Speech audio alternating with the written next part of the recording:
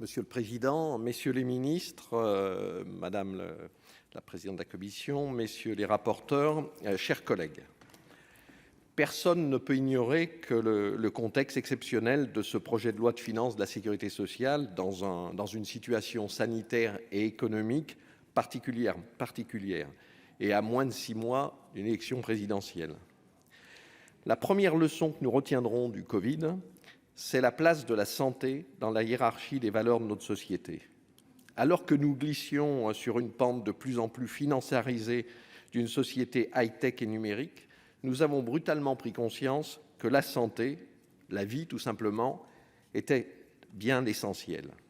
Sans elle, il n'y a plus de société, les robots ne nous ayant encore pas tous remplacés, éliminés de la planète. Cette réaction pour notre survie, quoi qu'elle en coûte, a été globalement partagée par nos concitoyens, même si les modalités de protection collective ont pu être débattues et sont encore discutées, comme en atteste la prolongation du pass sanitaire. Je voudrais saluer les décisions mesurées et courageuses qui ont été prises et qui font de la France un pays qui traverse ces épreuves avec pragmatisme et pertinence. Je pense au maintien de la présence en milieu scolaire, comme à l'exceptionnel soutien à notre économie qui permet aujourd'hui un redressement minime de la trajectoire des comptes sociaux que nous avons à examiner. Et dans un contexte de pré-campagne présidentielle où les propositions d'extrême rigueur des uns en disputent avec la plus grande démagogie des autres, je salue le double signal de redressement de la trajectoire des comptes avec l'effort de dépenses raisonnables pour la santé. Car il nous revient de veiller au financement des prestations d'aujourd'hui afin qu'elles ne pèsent pas de manière déraisonnable sur les générations futures. Le régime général était redevenu excédentaire en 2018 et la loi de finances de la Sécurité sociale de 2020 prévoyait un quasi-retour à l'équilibre du régime général et du Fonds de solidarité vieillesse d'ici 2023. La crise est venue durablement bouleverser ces prévisions, avec un effort de près de 35 milliards d'euros en 2020 et un déficit attendu de 15 milliards à l'horizon 2024-2025. Nous le savons tous, les dépenses de santé, dans toute son acception du terme, bien-être physique, psychique et social, continueront de croître, parce que nous vivons de plus en plus longtemps avec les soins qui accompagnent cette espérance de vie. La prévention et les bonnes règles d'hygiène de vie ne sont ni suffisantes, ni suffisamment partagées. Parce que les soins auxquels nous pouvons avoir accès sont de plus en plus sophistiqués et coûteux. Les progrès de la médecine, auxquels nous aspirons tous, ont un coût, avec des thérapies chères. Nous nous réjouissons de l'effort d'1 milliard d'euros supplémentaires d'investissement pour l'industrie pharmaceutique qui doit permettre également des relocalisations et une sécurisation de l'approvisionnement. Mais tout cela ne doit pas nous exonérer d'une extrême vigilance sur l'évolution des comptes sociaux. La maîtrise de ces dépenses passe autant par la place effective que doivent retrouver les élus dans les décisions de proximité que par nos amendements au PLFSS. Les élus ont été exclus des prises de décision, ils sont cantonnés dans un rôle de bienveillante surveillance. Les pleins pouvoirs ont été donnés à l'administration hospitalière et de santé. Des économies à chaque étage, région, département, ville, territoire de santé, établissements de soins se feront avec la vigilance des élus de terrain. Ils représentent tous les citoyens et pas seulement les associations d'usagers particuliers.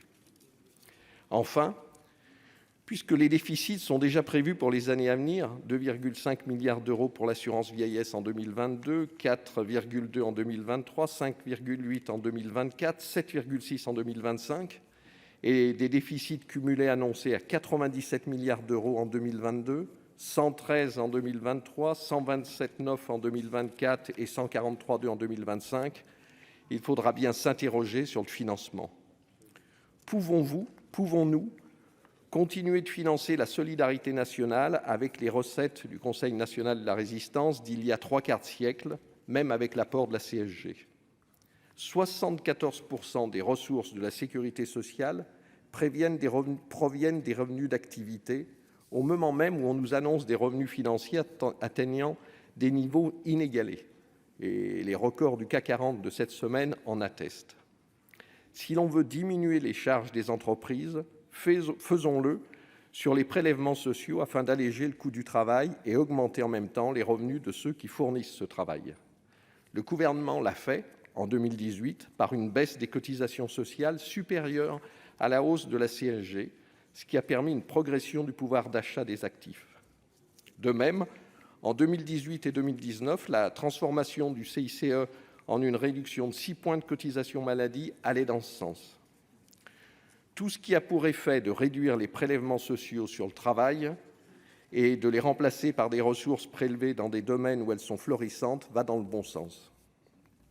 Pourquoi, par exemple, le taux de CSG appliqué aux produits des jeux, qui est de 6,2%, est-il inférieur à celui qui affecte les revenus d'activité, qui est à 9,2%? De même, le taux de CSG sur les revenus d'activité est égal au taux applicable aux revenus du patrimoine et aux produits de placement. Un allègement des prélèvements sur les revenus d'activité irait vers une meilleure reconnaissance et une incitation au travail. Aujourd'hui, pour un revenu disponible donné, un actif de 45-50 ans payera beaucoup plus qu'un retraité de 70 ans. En matière de santé, est-ce que cela est justifié? Les retraités ont souvent acquis leur propriété alors que de nombreux actifs sont encore en voie d'accession et apportent toujours un soutien financier à leurs enfants, étudiants pour certains. En épargnant les petites retraites, bien sûr, il ne serait pas injuste de demander un effort aux premiers bénéficiaires. Parallèlement, le ticket modérateur, qui ne modère pas les complémentaires, doit être réinterrogé dans une réflexion approfondie sur la grande sécu et la place des mutuelles. Ces réflexions structurelles doivent être poursuivies. Cela étant dit, ce PLFSS contient des propositions qui constituent des avancées concrètes, notamment le fait de rendre immédiate la perception des aides applicables au secteur des services à la personne, secteur qui va croître dans les années à venir avec l'allongement de l'espérance de vie. Il est aussi prévu d'assouplir les régimes de déclaration pour les travailleurs indépendants, ce qui est bienvenu pour ces professionnels frappés de plein fouet par la crise sanitaire. Ce texte traduit, on le sait, le déploiement des apports du Ségur de la santé, qui étaient des avancées attendues nécessaires. 9 milliards d'euros pour les revalorisations des personnels soignants et non soignants des hôpitaux, ainsi que des établissements médico-sociaux suite à la mission Laforcade. Je salue également la prise en charge dans le droit commun de la télésurveillance par l'assurance maladie, tout comme la poursuite de l'évolution initiée par la loi de financement de sécurité sociale pour 2021 au regard des médicaments faisant l'objet d'ATU et des dispositifs médicaux numériques. Le PLFSS prévoit encore l'attribution systématique de la complémentaire santé solidaire aux bénéficiaires du RSA et d'en faciliter l'accès aux bénéficiaires de l'ASPA.